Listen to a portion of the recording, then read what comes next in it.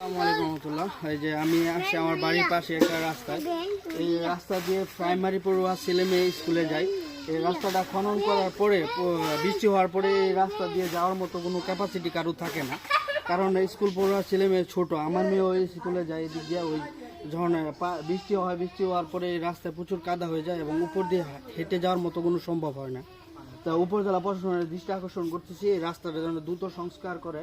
আমি যদি রাস্তার একটু চিত্রটা আপনাদের দেখাই, আমি যদি রাস্তাটা আপনাদের দেখাই, রাস্তাটার চিত্র খুব ভয়াবহ আর কি। এই দেখুন রাস্তার অবস্থা কি ভয়াবহ। এই যে বাড়িতে যাওয়ার জন্য নিজ উদ্যোগে আর কি এপাশে পানিটা সরাইতেছে যেন বাড়িতে যাইতে পারে। এই যে দেখুন ওইদিকের অবস্থা আরো ভয়াবহ, ওইদিকে যাওয়ার মতো রাস্তা নাই আর কি, এই কারণে ভিতরে যাইতে পারলাম না আর কি।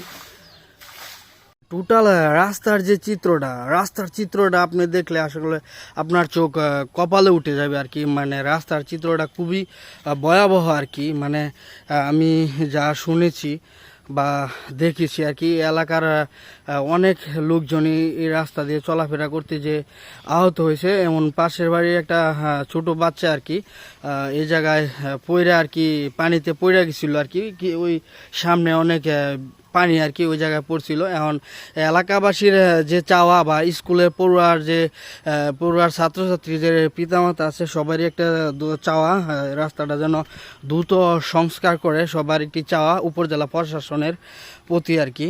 চাওয়া রাস্তাটা চালু করে হয়, স্কুলে বাচ্চা মা যাইতে পারে না, সব এই যে পড়তেছে টাকা পড়তেছে পাইতেছে বা স্কুল যাইতে পারে না, মানুষের ভোগান্তি অনেক কষ্ট।